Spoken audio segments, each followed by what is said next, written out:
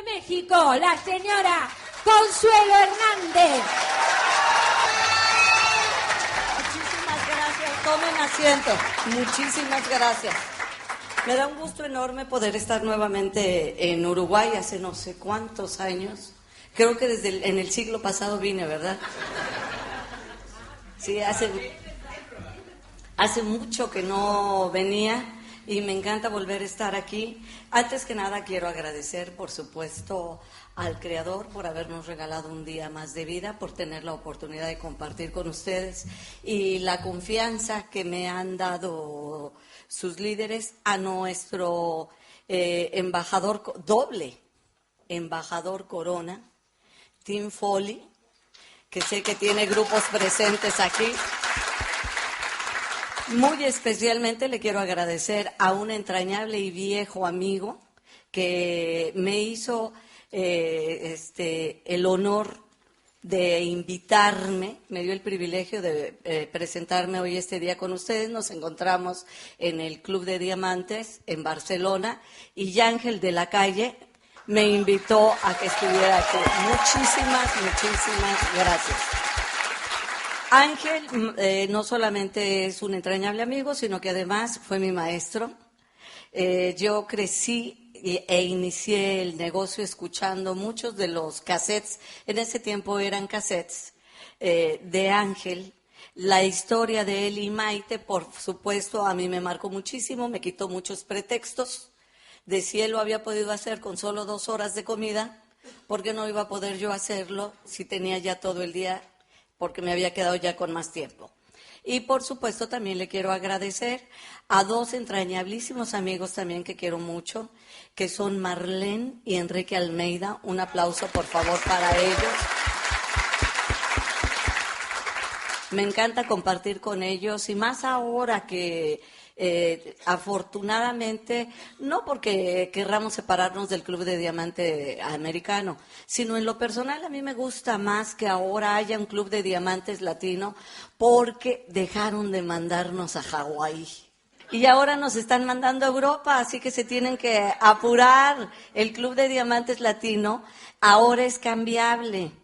Este año nos mandaron a la magnífica ciudad de Barcelona, que es bellísima, no se la pueden perder. Yo me regalé una semana más solamente para estar en Barcelona junto con mi hija y nos faltó tiempo para conocer y para comprar. Tienen que ir. Y el año que entra nos vamos a Grecia y el siguiente es Praga. Así que, por favor, solo nos están faltando muchísimos de ustedes.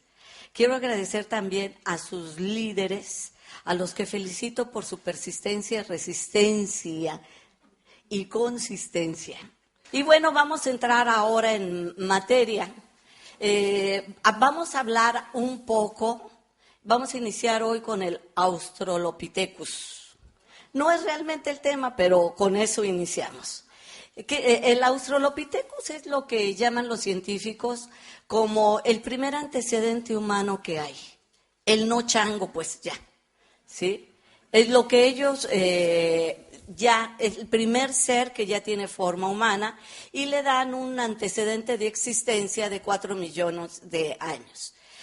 Dentro del Australopithecus, bueno, pues hacen una división del Homo habilis, el Homo erectus y el Homo sapiens. Este sería más o menos nuestro antecedente en evolución. Guapo no era.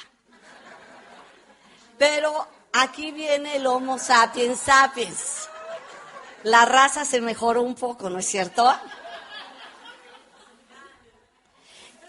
Ahora, ¿cuál es la relación o por qué traigo a colación al ser humano inicial? Porque yo puedo imaginarme a esos hombres prehistóricos y desde que el hombre es hombre en el planeta tuvo un problema. Y su primer problema yo creo que fue su subsistencia. Me lo imagino que aunque no tuviera mucha inteligencia, sí tenía por impulso, por instinto de conservación, la necesidad de alimentarse. Aunque la alimentación y nuestra forma de vida ha mejorado, tenemos ya más confort, tenemos otras maneras de conseguir nuestra subsistencia, de todas maneras estamos atorados. Es terrible que después de 4 millones de años, el principal problema de la humanidad siga siendo ese, su subsistencia. Todos los días, millones de personas alrededor del mundo, o miles de millones de personas alrededor del mundo, nos levantamos con una preocupación. ¿Cómo vamos a ganar el sustento nuestro y de nuestra familia? ¿Cómo es posible que como raza los humanos presumamos de haber evolucionado en cuanto a tecnología, en cuanto a ciencia de la salud o de cualquier otro tipo de ciencia, y sigamos atorados en nuestro viejo y rancio problema, el sustento diario? ¿No es extraordinario que 4 millones de años y todavía no sepamos cómo resolverlo? ¿Qué es lo que nos atora? En mi opinión, si hay aquí presente un psicólogo, antropólogo o algo que se le parezca, yo le pido una disculpa. Yo no soy ni antropóloga ni psicóloga, simplemente soy un aprendiz de filósofa. Y en mi opinión, el motivo que nos ha atorado para avanzar como raza humana es el miedo. Hemos elegido el miedo como principal motor de nuestras acciones. Hemos elegido el miedo como el único y principal inspirador de todo lo que hacemos. Ahora, muchos de nosotros reconocemos que somos incongruentes o lo reconocemos en los demás. ¿Qué es la incongruencia? La incongruencia básicamente es que nos dividamos en diferentes direcciones. En lugar de hacer una unidad de nosotros, nos dividimos, pensamos una cosa, sentimos otra cosa, decimos una tercera y actuamos en una cuarta dirección. La congruencia sería que formáramos una unidad al trabajar siempre con mente, sentimiento, palabra y acción dirigido al mismo punto, al mismo objetivo. No lo hacemos porque, les repito, el miedo es el que nos impide ser congruentes y nos lanza en diferentes direcciones. Ahora, ¿por qué elegimos siempre el miedo? Básicamente, en mi opinión, es por ignorancia.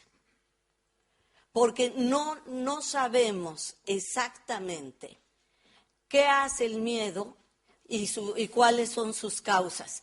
E incluso no identificamos que nosotros seamos poseedores de grandes cantidades de miedo. Dentro de otras cosas, el miedo lo que hace es como si nos durmiera.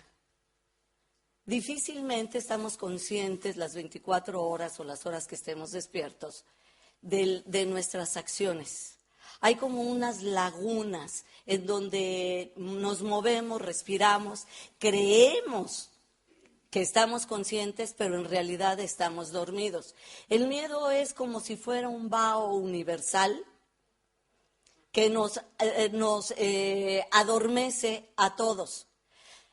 Para poder identificar cuándo estamos actuando con miedo, tendríamos que entender cuál es la naturaleza del miedo. La naturaleza del miedo básicamente es la destrucción. Aquí no voy a hablar de moral, no voy a hablar de cosas buenas o malas, ¿sí? Que nuestra misma condición de vida nos ha llevado a tener una dicotomía cerebral. Para nosotros todo es o bueno o malo. Y a partir de ahí generalizamos siempre, o negro o blanco, o frío o caliente. Vivimos siempre brincando de un extremo a otro. No sabemos llegar al justo medio pitagórico. Cuando Pitágoras hablaba del justo medio, tenía una profundidad enorme. No solo matemática, él realmente fue un filósofo. incursionó y dominó el área de los números, porque para él los números eran un lenguaje, una expresión, como para cualquier otro filósofo pudo haber sido la palabra. Ahora, si nosotros entendemos que la naturaleza del miedo significa destrucción y muerte, sin ponerle calificativo de bueno o malo, simplemente es su naturaleza, punto. Igual que la naturaleza del aire puede ser gas, ¿sí? Es su naturaleza, punto. No es bueno, no es malo, es. Si nosotros entendemos que la naturaleza del miedo es destrucción, también podríamos entender que la naturaleza del amor, sin el paradigma de que amor es algo romántico. Cada vez que nosotros hablamos de amor, nos remitimos a la ridiculez de un romance. ¿Y por qué digo la ridiculez? No porque el romance en sí mismo lo sea, sino porque el cine lo ha llevado a ser una ridiculez. ¿Me explico? El tipo de amor que nosotros conocemos es muy diferente al amor del que yo voy a hablar. El amor es un poder, lo mismo lo es el miedo. Son dos grandes poderes cuya naturaleza es totalmente diferente. El miedo es destrucción y muerte, el amor es construcción y vida. ¿Por qué? Porque así es. Aquí no hay religión, no hay moral. Es simplemente un analizar fría y objetivamente la naturaleza de algo. De la misma manera que un científico destriparía una rana y descubriría que de un lado tiene los pulmones y de otro lado los intestinos. Punto. Es objetividad y va a reconocer la naturaleza de la rana. Igualmente yo los invitaría a que lo vieran de esta manera. Ahora, es importante para poder llegar a diferenciar y entender esta naturaleza, entender que la emoción la reconocemos como ser negativo. ¿Por qué quiero diferenciar esto? Porque tendemos mucho a confundir emociones y sentimientos. Y son dos cosas totalmente diferentes. La emoción es un derivado del miedo. El sentimiento es un derivado del amor. ¿Sí? Lo vamos a manifestar de manera diferente. Si nosotros entendemos que cada vez que sentimos un derivado del miedo, estamos sintiendo una emoción, y que cada vez que sentimos un derivado del amor, sentimos un sentimiento, entonces podemos entender que el sentimiento raíz, el sentimiento padre raíz es el amor, y la emoción padre raíz es el miedo. De ahí vemos todos sus derivados. ¿Por qué estoy hablando de esto? Bueno, básicamente porque el tema que quiero hablar hoy un poco es inteligencia emocional. ¿Qué es la inteligencia emocional? Antes de entrar en eso, quisiera que nos remitiéramos nuevamente al Australopithecus. El Australopithecus es un ser que empieza a evolucionar, pero curiosamente solo desarrolla una parte de su cerebro. Básicamente es canalizado a desarrollar una parte de su cerebro. ¿Qué inteligencia desarrolla? La intelectual. Es la única inteligencia que nos ha llevado toda nuestra evolución humana a desarrollar. Todo el programa social, educativo, histórico, a lo largo de toda la humanidad, ha sido orientar siempre a desarrollar esa parte del cerebro. ¿Es bueno o es malo? Ni bueno ni malo, es.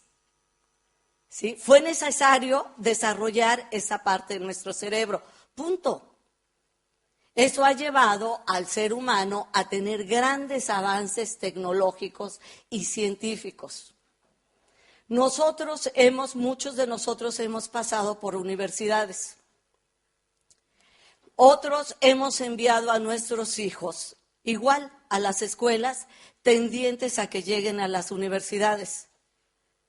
El paradigma humano, lo que nosotros hemos tenido desde siempre, es que a través de una educación formal vamos a encontrar una forma de vida decente. Estamos asegurando de alguna manera la subsistencia. Y eso a nuestros padres les dio seguridad y tranquilidad, porque nos estaban heredando eso. Y eso a muchos de nosotros nos dio seguridad y tranquilidad, porque les estábamos asegurando un medio de subsistencia a nuestros hijos. Pero en este momento está habiendo un cambio general y hay diferentes formas de percibirlo, ¿sí? La era de la nueva economía habla de construcción de redes, en donde las profesiones van a existir, pero no como un medio de subsistencia, sino como una forma de expresión y realización personal. Seremos médicos o arquitectos o ingenieros o filósofos o abogados, pero porque esa va a ser nuestra forma de expresarnos y realizarnos personalmente, no como una forma de conseguir nuestra subsistencia diaria, porque nuestra subsistencia diaria va a estar asegurada a través de una red de distribución que hemos construido y que entonces el dinero que nos permita mantenernos no nos va a preocupar. Habrá barrenderos, sí. ¿Y quién barrerá? Al que le guste barrer. ¿Me explicó? Habrá personas que juegan fútbol, sí. ¿Y quién jugará fútbol? Al que le guste jugar. Habrá un momento en que la subsistencia deje de ser un obstáculo en la realización de la persona. Porque muchas personas llegan a estudiar una profesión no porque verdaderamente tengan la vocación, sino porque se les ha hecho creer que esa es la profesión que más está pagando en ese momento. Yo recuerdo cuando era pequeña, la profesión que pagaba muy bien en México, no sé, en otros países, era ser médico o abogado, hasta que ambas profesiones se saturaron. Había tal cantidad de médicos y tal cantidad de abogados que la demanda no era tanta y ellos empezaron a ganar menos. ¿Sí? Ahora, por ejemplo, no sé aquí, pero en México, una de las profesiones que está de moda, porque a alguien se le ocurrió también que por ahí podrían irse los chicos a estudiar y ganar, porque no era un campo tan inundado, era la de chefs. Y ahora hay millones de chefs. Y no hay cocinas para que ellos ganen. ¿Sí? Hay infinidad, han aumentado un montón los pequeños restaurantes, los bistrós, donde los chicos ya con una orientación empresarial, con una visión emprendedora, y los padres por ayudar a sus hijos arriesgan lo que tengan y ponen el pequeño negocio. ¿Me explico? Claro que eso ha venido a hacer de las ciudades algo muy lindo porque encuentras un montón de propuestas culinarias. Pero las personas entonces no se están desarrollando ni realizando. Amway nace hace 52 años con una propuesta diferente, la propuesta de la nueva economía. Una propuesta que las personas no entienden y una propuesta que muchas veces nosotros no sabemos transmitir. Estoy hablando específicamente de la inteligencia emocional porque me gustaría compartir con ustedes que es necesario que nosotros empecemos a indagar en ese camino, que empecemos a preocuparnos por desarrollar nuestra inteligencia emocional. ¿Por qué? Porque este negocio de la nueva economía requiere de personas con grandes cualidades de comunicación. Y ser comunicadores, señores, no es saber hablar. Ser comunicadores es saber transmitir, son dos cosas diferentes. ¿Sí? No es facilidad de palabra lo que una persona necesita para construir grandes redes en este negocio. Es una gran habilidad de transmitir y conectarse con el otro. ¿Qué es lo que está transmitiendo? Está transmitiendo un mensaje no hablado, no verbal.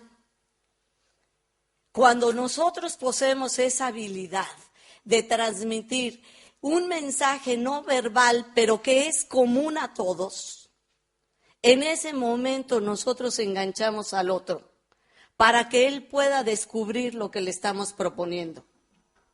Ese mensaje no hablado puede ser definido por algunos como entusiasmo, pero entusiasmo no es euforia.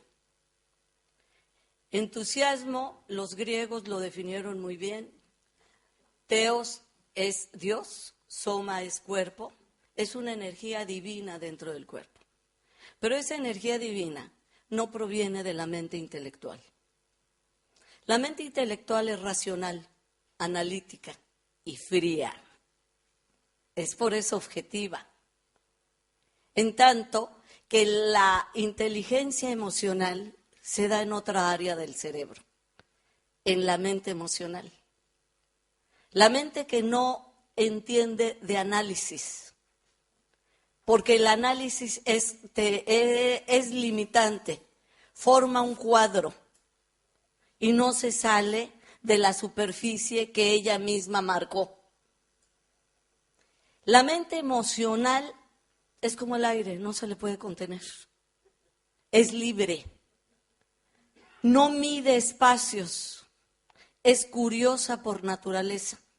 Todo lo quiere experimentar, todo lo quisiera saber y aprender. Desconoce el miedo, porque en la mente emocional, que está mal llamada así, yo le llamaría la mente sentimental. ¿Sí? Pero como el vocablo acuñado hace ya muchos años fue mente emocional, lo vamos a respetar para identificarla. Pero lo último que existe en esa mente emocional es la emoción. En esa mente emocional es donde nace o se conecta y nace en el ser humano el amor. Es esa mente que nos empuja de repente a hazlo. Nos dice, hazlo. Pero interfiere la mente intelectual que está llena de programaciones conectada con el subconsciente y nos dice, y si te va mal, acuérdate la última vez. ¿Sí? O sea, la mente emocional no le hace caso a la experiencia porque simplemente lo toma como parte de su proceso de aprendizaje. La mente emocional no es dicotómica. Jamás va a operar entre lo bueno y lo malo. Opera en el centro. La mente emocional no califica porque no analiza. Simplemente su forma de expresión es el sentir. Todos sentimos, pero nos impedimos sentir. Muchas veces lo que verdaderamente nos llevaría a tener éxito o libertad, porque la mente intelectual se interpone y nos lleva con un pensamiento a conectarnos a la emoción. La mente intelectual es la que piensa, la que trae el recuerdo, y ese pensamiento negativo conecta inmediatamente a la emoción de algún derivado del miedo. Las características del miedo y las características del amor. Por ejemplo, el altruismo, que es una característica del amor, tiene en contraposición a una característica del miedo, que es el egoísmo. Y cuando nosotros actuamos en este negocio con egoísmo, es verdaderamente agobiante el negocio. ¿Cuándo actúo con egoísmo? Si yo voy a presentar un plan, poseída de mi eterno y adorable yo, entonces yo voy a presentar el plan hablando de mí. ¿Me explico? Pero además poseída por mi propio interés. A mí no me interesa el otro. Me interesa que entre porque me sirve. No me interesa servirle. Me interesa que se sume a mi proyecto por lo que yo voy a alcanzar. Y cuando nosotros hacemos eso, invariablemente fracasamos. ¿Por qué? Porque el otro tiene otro maravilloso yo. Y su yo se va a resentir. Porque no le estás permitiendo que se exprese. Habemos algunas personas que nos encanta no solo el sonido de nuestra voz, sino que nos encanta lo que nosotros somos. Y si hay que hablar de algo interesante, ¿por qué no hablamos de mí? Pero ese mismo punto de vista lo tiene el otro. Entonces, si yo quiero transmitir un mensaje, necesito hablar del yo del otro, no de mi propio yo. Si yo soy profesional de mi negocio, voy a aprender primero que yo no voy a inscribir a una persona, sino voy a ofrecer una oportunidad. Y aunque ustedes no lo crean, esa perspectiva va a procurarme salud mental, emocional. ¿Cuántas veces no hemos salido de presentar un plan con un sentimiento de culpa? Y nos vamos flagelando porque lo hicimos mal.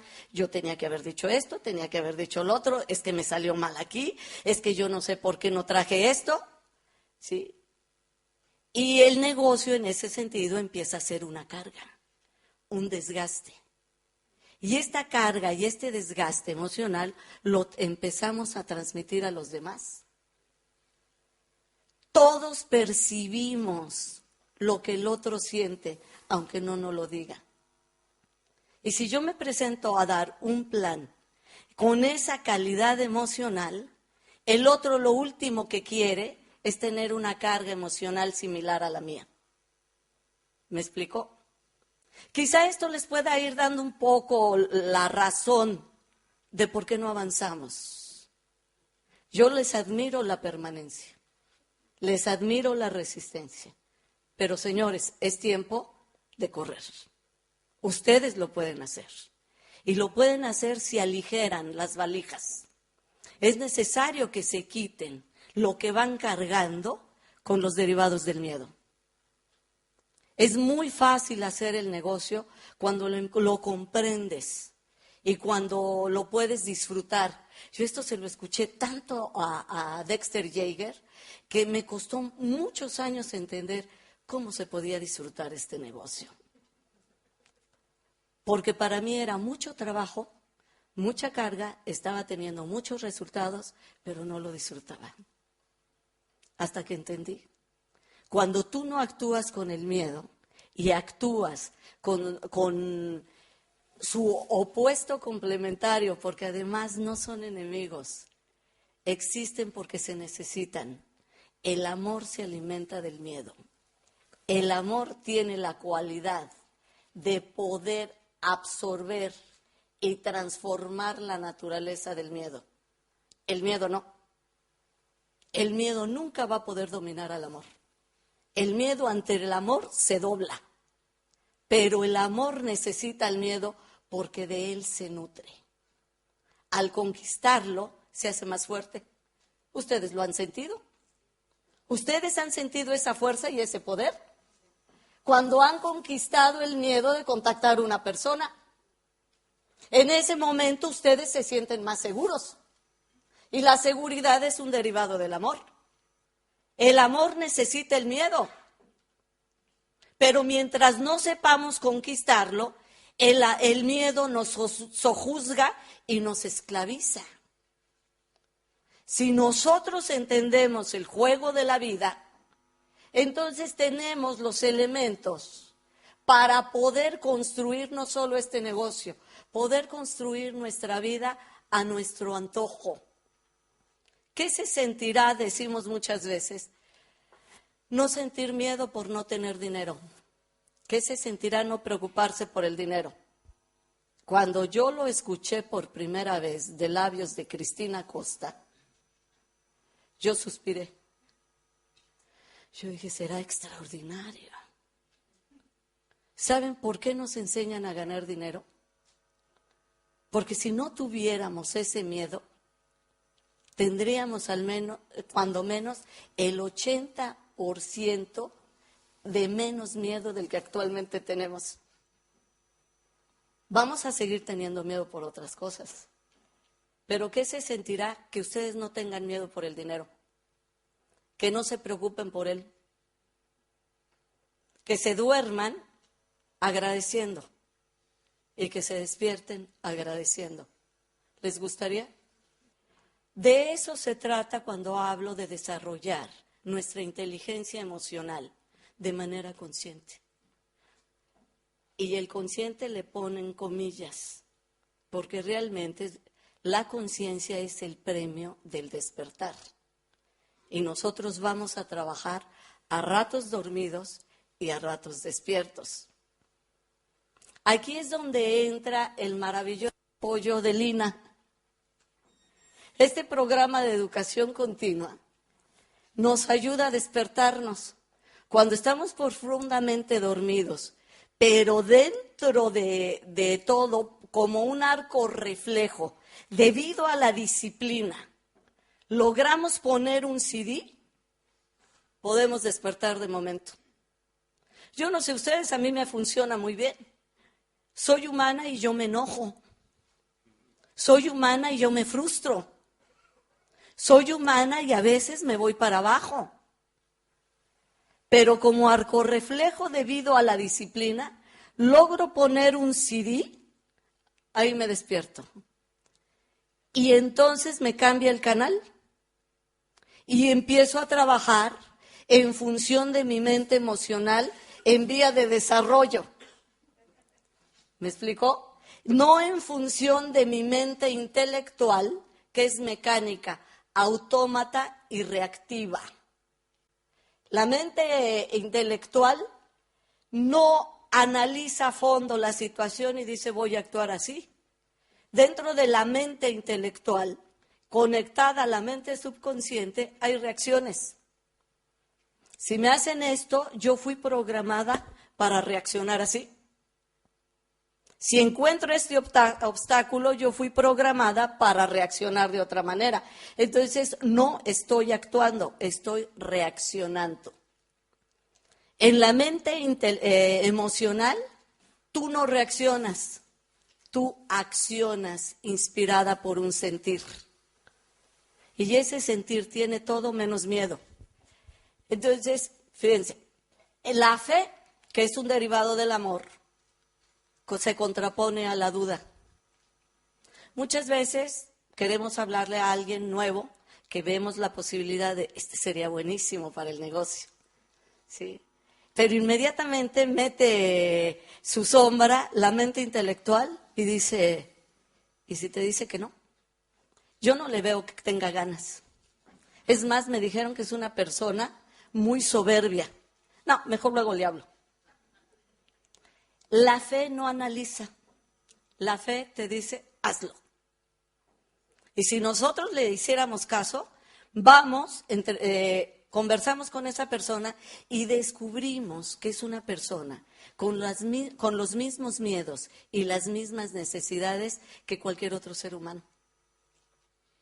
Muchas veces preferimos contactar personas de muy bajo nivel económico, que nosotros tendríamos que entender, no es que sean buenas, no es que sean malas, ¿sí? No trabajemos con esos términos. Una persona de bajo nivel económico, simple y sencillamente, si tiene muy mal nivel, muy poco poder adquisitivo, habla de que tiene muy baja autoestima. Es en esos términos que lo deberían de ver. Y una persona con muy baja autoestima Nos va a costar años rescatarla. No es que no queramos ayudar a ese tipo de personas. Háganlo, pero no que sean todos sus prospectos. Tomen el reto con 1 o 2, pues. Probablemente 10 años yo lo he hecho. He asumido retos en grupos que por eso no crezco. ¿Sí? Porque es ir ayudándolos a través del programa de educación continua, del INA. Es ir ayudándolos a que mejoren día con día su autoestima, su autoconfianza, a que reconozcan que ellos son una fuente inagotable de poder constructivo, pero lleva tiempo. ¿Por qué preferimos este tipo de personas? Porque nuestra propia autoestima nos impide enfrentarnos a alguien en mejor posición que nosotros. ¿Me explicó? Alguien en mejor posición que nosotros, incluso que tenga un poco de éxito, que entendería más rápido el negocio precisamente por eso, porque tiene una visión emprendedora y por eso está acá. ¿Por qué no nos atrevemos? Porque nos da miedo, porque dudamos, porque además nuestro yo nos impide acercarnos al yo de él. Porque el yo de él lo imaginamos como un gran perrote. Y nosotros somos un pequeño chihuahueño. Pero si dejáramos de pensar en función de nuestro yo y pensáramos en función del tú, esto es algo que yo llamo la cultura del tú. Algún día lo voy a publicar. Está registrado ya, pero todavía no lo publico. Sí. Para mí es un sueño llegar a la cultura del tú, en donde nadie piensa en su yo, solo piensa en tu tú. De manera que si vamos manejando y tú quieres pasar porque llevas prisa, yo freno. Y te digo, pasa tú. De manera que si tú vas cargando algo pesado y no puedes entre bultos y niños, y yo llevo libres las manos, pienso en tu tú. ¿Cómo sería la sociedad así? ¿Cómo sería un mundo así? Porque si yo pienso en tu tú, los demás van a pensar en mí. ¿Me explico? ¿Qué es lo que obstaculiza el desarrollo de una sociedad como la que les estoy describiendo? El yo. Es primero yo tengo prisa, yo llego primero. ¿Sí? Yo tengo necesidad, yo tomo el lugar. Si yo pienso siempre en mí, ¿qué están haciendo los otros? Y lo más curioso es que nos hemos convertido en pequeños islotes, aislados unos de los otros, sin interconexión. Porque el yo, como su naturaleza es el miedo, siempre tiene miedo. Les recomendaría una práctica para empezar a perder el miedo. Actúen en función del tú. Y este negocio va a empezar a ser divertido. Vamos a auspiciar, vamos a presentar. No ofrezcan el negocio, preséntenlo. Preséntenlo como una maravillosa oportunidad. No voy con el afán de que mi yo crezca. Voy simple y sencillamente con la misión. Fíjense, cambié la palabra afán a misión. El afán desgasta y cansa. Voy con la misión de transmitir mi mensaje. Esto tengo para ti. ¿Te interesa? No, perfecto. ¿Te interesa? No, perfecto. ¿Te interesa? No, perfecto. Este es mi reto. Personas que tienen un ego más grande que el mío. ¿Por qué? Porque quiero empezar a perder el mío. Nada más que ojo, si ustedes no están conscientes con esto, el ego no disminuye porque lo pateen, puede crecer, pero en sentido contrario. Estoy perdiendo la soberbia, pero empiezo a cultivar sentimiento de víctima. No, pero es que a mí me pasa tantas cosas, es que si yo te contara, es que tú no sabes mi vida, porque yo he sufrido, yo me he lamentado, yo esto, nadie me escucha, todos me atacan. ¿Conocen a alguien así? Espero que no sea el que ves en el espejo. Yo no veo, esta persona tiene mucho dinero, lo más seguro es que nos interese, ha de comprar marcas muy finas, capaz que se ríe de mí. ¿Qué alimentaste ahí? El temor. Ahora el temor te va a sojuzgar más. Cada día vamos a poder movernos menos, ¿sí? Porque el temor ya hizo presa de nosotros. Algunas de las cosas que más usamos dentro de los derivados del amor en este negocio, bueno, pues es que todas. El equilibrio y su contrario, que sería el desequilibrio, la confianza y la desconfianza. La confianza, por ejemplo, es un bien que necesitamos. Necesitamos incluirlo dentro de los bienes de nuestra vida. Vivir con desconfianza es horrible. De hecho, las personas que se aferran a sus productos anteriores, hay un microbio de desconfianza en ellos. Porque si tú tienes confianza en este negocio, lo primero que haces es, si no quieres tirarlos, regálalos. Yo los tiro porque digo, los regalo y pierdo un cliente. ¿Sí? Entonces yo los tiré.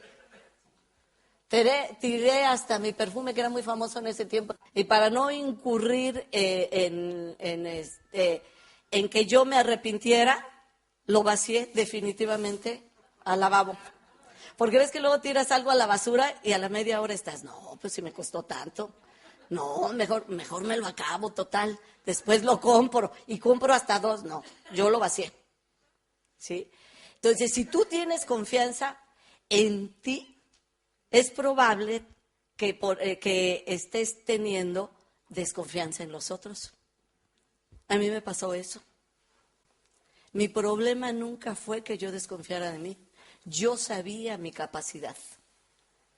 Yo crecí escuchando que podía hacer cualquier cosa que me propusiera. Mi mamá siempre me repitió, eres muy inteligente. Tú puedes hacer cualquier cosa. Grandes cosas te esperan. Pero también me fui al otro extremo, entonces me ensorbecí. A un punto que mi problema no era yo, mi problema era, ¿y estos podrán? Si uno no confía en el que tienes enfrente, fíjense, yo recomiendo no te vayas a personas de menos poder adquisitivo, pero no quiere decir rehúyelas. ¿Me explicó? Te digo, no las busques, pero si la vida te las pone enfrente, dales el plan. No desconfíes de que ellos no puedan, porque la mejor manera de destruir la posibilidad de alguien es que tú albergues en tu mente que éste no puede. Yo confío en que alguna vez en la sociedad del tú, nos fortalezcamos unos a los otros. Que cuando alguien esté haciendo algo incorrecto, en lugar de desaprobarlo, lo vamos a voltear a ver, pero para pensar de él de la mejor manera. Le ayudaríamos mucho a la otra persona. Él recibiría ese mensaje no verbal. Alimentaría su inteligencia emocional. Y empezaría a caminar en el sentido de la actitud correcta. Yo llevo algún tiempo haciendo eso con mis grupos. Al que sé que no da planes, pero me miente. ¿Les ha pasado eso? Que les haces una verificación. ¿Y cuántos planes diste? Como 10. Y tú la primera vez se lo puedes creer. Pero después de que ha dado 10 durante 40 semanas, dices como que algo está fallando, ¿no? Y le buscas, ha de ser por los seguimientos. ¿A cuántos les hablaste de esos 10? Bueno, algunos no los encontré, otros se cambiaron ya de casa, a casi todos, pero ninguno quiso. ¿Ves que todo el mundo te dice luego, luego? En un principio, soy humana, con 0 inteligencia emocional, por eso estudié ingeniería. Si yo hubiera tenido la inteligencia emocional desarrollada, no estudio ingeniería. Hubiera estudiado cualquier otra cosa artística. Porque por eso los artistas antiguamente eran tan respetados. Porque eran los que estaban más cercanos a Dios, por su sensibilidad. El genio no es gratuito, ¿sí? El genio es un don. Y habla de una inteligencia emocional enorme. Por eso es sensible. El poeta, capaz de transformar la palabra rústica en algo bello. Yo no tenía inteligencia emocional, por eso estudié ingeniería. Y entonces cuando pasaba eso, que hacía una verificación y yo me daba cuenta, 1, que me estaban mintiendo. 2, que tenía un haragán enfrente. 3, que además era un haragán fantasioso. Fíjate, ¿tú crees que esa persona iba a crecer con tan maravillosa offline? Que albergaba una total y absoluta desconfianza sobre el individuo. Por supuesto que no. Ahora, transfiéranlo no a un downline, transfiéranlo a algo más trágico, un hijo. Cuando les tenemos enorme desconfianza y los acusamos mental y emocionalmente de algo que a lo mejor no existe en ellos, pero que nuestros miedos programados nos obligan a ver. ¿Quién sabe con quién has de andar y quién sabe que te andas metiendo? ¿Me explicó? Un hijo no puede crecer así, de la misma manera que no lo puede hacer un downline. Ambos se van a revertir. Y si nosotros, si él tiene la inclinación de irse para un lado y nosotros lo empujamos mental y emocionalmente, claro que se va a ir para allá. La caña se va a quebrar del lado que nosotros la doblemos. Si él tiene esa tendencia, pero nosotros fuéramos inteligentes emocionales y lo viéramos no como aparenta ser, sino como sabemos que cualquier ser humano es, y lo viéramos recto, con la actitud correcta, esa persona empezaría a prosperar. Entonces nuestros grupos dejarían de ser lo que son. Yo no quiero ofender a nadie y le pido disculpas a todos ustedes si lo que voy a decir o lo que estoy diciendo lo sienten como un ataque frontal. En todo caso, les pido que sientan ese ataque después de que me haya ido, para que no me hagan nada. Desde el hotel, el aeropuerto, las veces que he venido, todas las personas en los restaurantes, todos afuera. ¿Sí? Generalmente ellos dicen, es que aquí eso no va a funcionar. Es que estamos muy atrasados. En fulano de tal país, sí, porque allá son más avanzados. Pero aquí no. Bueno, tampoco se sientan muy importantes, no son los únicos. ¿Sí? En México lo decimos igual, somos tercermundistas. Hace décadas el gobierno hizo un intento para cambiar la percepción del mexicano con una campaña publicidad enorme que decía lo que está hecho en México, lo hecho en México está bien hecho. Y el populus lo cambiamos rápido. Lo hecho en México está mal hecho. ¿A dónde vamos con esa expectativa? ¿Me explicó? Por eso les digo, no se sientan exclusivos. En todos lados somos igual. Pero a lo que yo me quiero referir, quise que ustedes tomaran un poquito de conciencia de no será esa actitud dentro del negocio. Afuera vamos a trabajar para cambiarla, pero dentro del negocio, en nosotros, ¿no será un tanto esa actitud que estamos transmitiendo como mensaje no verbal?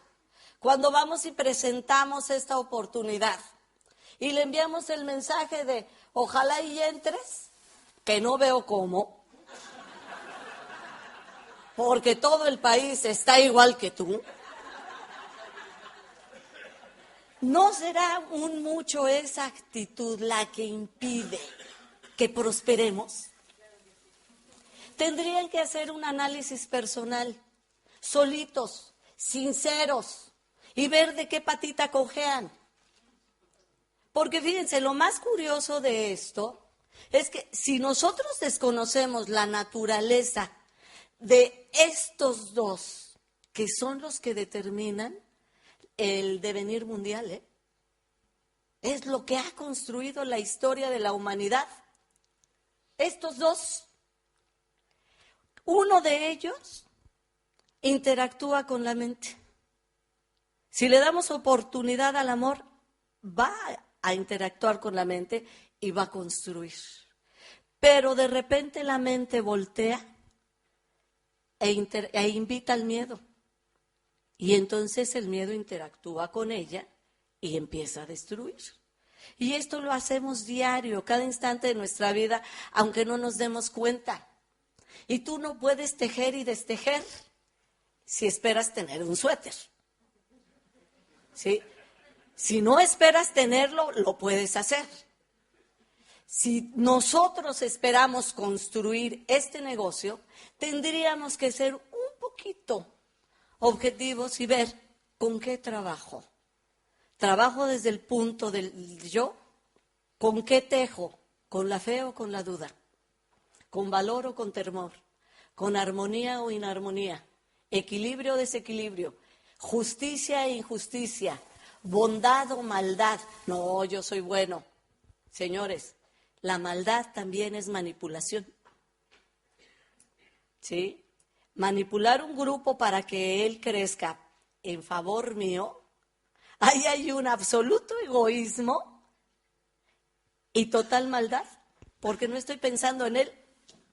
Trabajo con honestidad, con entusiasmo o desánimo, con disfrute o agobio. ¿El negocio es pesado para mí? Ay, es que tengo que ir a dar un plan. Y ya hace un frío, pero ya me comprometí. Puede haber responsabilidad, o sea, respuesta al compromiso, pero no hay gozo. Con acción o con inercia. ¿Estoy de verdad actuando o estoy permitiendo que el tiempo pase? Con planeación o improvisación. Llego al plan y chispas, ¿no tendrás por ahí unos algodoncitos? Voy a hacer una limpieza facial y se me olvidaron. ¿Sí? O no tendrás por ahí yodo, quiero hacer una demostración y no lo llevé. Planeo mi presentación, la preparo con rendimiento o cansancio. Es que están así como subidos. Con visión o miopía. La mayor parte de las veces cuando le presentamos a las personas este negocio, ellos son miopes. ¿Por qué son miopes? Porque trabajamos con todas las características del miedo. Ustedes pueden ver que cientos, miles, millones de chicos alrededor del mundo salen de las universidades y salen con el mismo temor en los ojos. Temor de que les den empleo, de que no los acepten o que les ofrezcan muy poco. Ellos no van con la seguridad de, no, poquísimos, hay algunos. Pero la universidad no alimentó esa inteligencia. Todas las escuelas, coincido con Bobadilla, todas las escuelas están orientadas por sus propios programas a desarrollar la inteligencia intelectual. ¿Es malo eso? No, no se trata de salir a incendiar a nadie. ¿Me explico? No es malo. En este momento es necesario desarrollar la otra inteligencia, la inteligencia emocional, para que equilibre, para que le dé balance, para que el mundo no se vea perdido como lo vemos ahora, para que todas esas situaciones que nosotros quisiéramos que no existieran, dejen de existir. Estamos así porque estamos en total desbalance. Hay un peso intelectual enorme, pero no sabemos sentir. Nos da miedo, porque eso es el objetivo del miedo, del ego. Nos da miedo sentir. Es insultante para muchos científicos sentir. Para muchos técnicos, sentir. Es signo de debilidad. Desconocen que es la brújula perfecta y exacta que puede marcar tu camino y que te va a llevar además por un camino sencillo, plácido, perfecto. Pero como no sentimos, sino solo pensamos, y como la mente es cambiante porque interactúa con uno y interactúa con otro, entonces la mente nos confunde. Ella misma se confunde y alberga duda. Genera temor. Si nosotros nos damos la libertad de sentir, podríamos llegar a algo tan maravilloso como la creatividad. Seríamos creativos con este negocio. Cuando alguien disfruta lo que está haciendo, crea, inventa, realiza, prospera. Acuérdense que la única desgracia de cada país son los habitantes que tiene. Si nosotros queremos un país próspero, comencemos con nosotros mismos, comencemos con nuestra familia, practiquemos la cultura del tú en nuestra propia familia, pero no en el estilo abnegado y sufrido de la madre mexicana de las películas mexicanas, ¿sí? De cómanme a mí, o sea, el síndrome de la tarántula. De bueno, no hay nada que comer, cómanme a mí. Sí saben que las tarántulas se dejan devorar por sus propias crías. En cuanto ellas nacen, el primer alimento que tienen es el cuerpo de la madre. O sea, eso es anularse. Practicar la cultura del tú se puede hacer solamente cuando tú te amas tanto que el yo ya no exige nada. ¿Me explicó? Por eso es que ahora pueden importarme los tutus. Para construir una relación, da lo mismo un negocio o una familia, se aplica el mismo principio. Y para destruirlos también, la actitud la definiríamos que el éxito de lo que hacemos es 99% actitud, considerando que la actitud es una mezcla de lo que pensamos y lo que sentimos. La actitud la determina la selección de nuestros pensamientos, ya que según el pensamiento se unirá a este pensamiento un sentimiento o una emoción. Si yo tengo un pensamiento negativo, invariablemente conecto una emoción que es destructiva. A lo largo de nuestro día tenemos alternativamente pensamientos positivos y negativos. Llegamos a desarrollar lo que llamaríamos el síndrome de Penélope. Penélope tejía y destejía un manto que nunca iba a terminar. Así hemos hecho nosotros este negocio. Yo conozco muchas personas a las que no podemos acusar de que no trabajan. Trabajan, pero su propia actitud destruye. ¿Qué pasa dentro de nosotros cuando conocemos este negocio? Aunque estamos divididos, podemos llegar a sacar, si conocemos la naturaleza del miedo, todo aquello que nos está dividiendo. El INA, les repito, es un apoyo porque nos está despertando junto con los libros.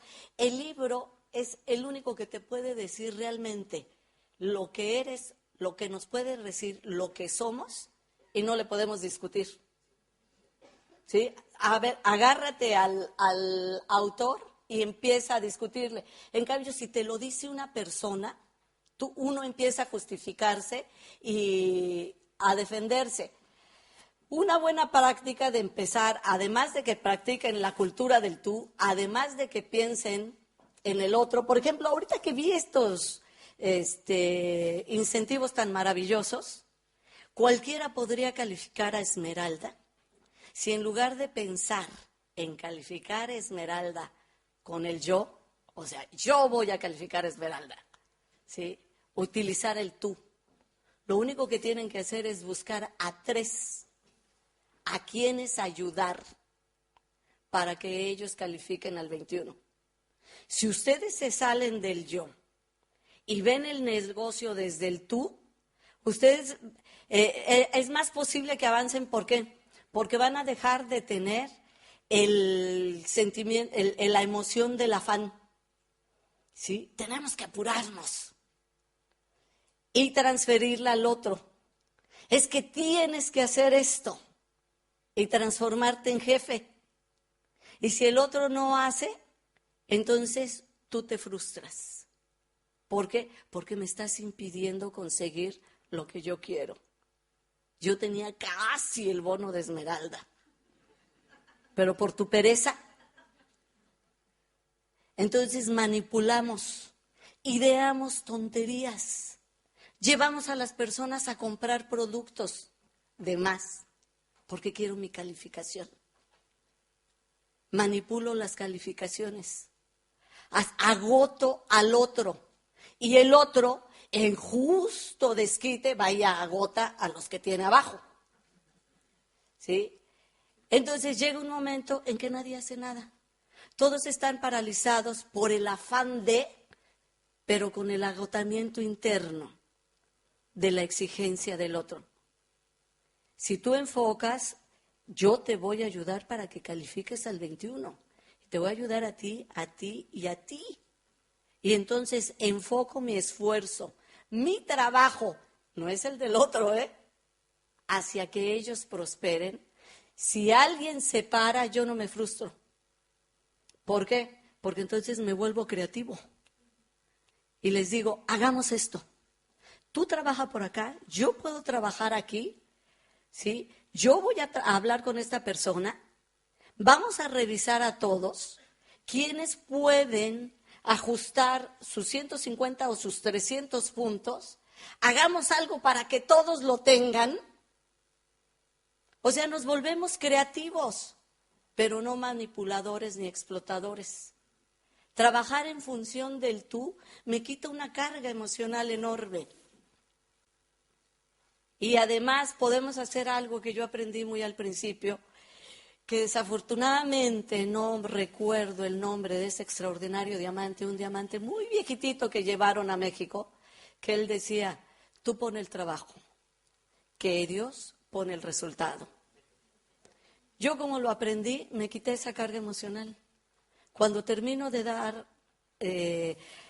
una verificación o un plan o lo que sea, yo digo, Señor, el trabajo está hecho. Ahora te toca a ti. Y me quito todo. Me voy feliz. Ya terminé. Me queda muy poquito tiempo, así que voy a hablar un poco del amor.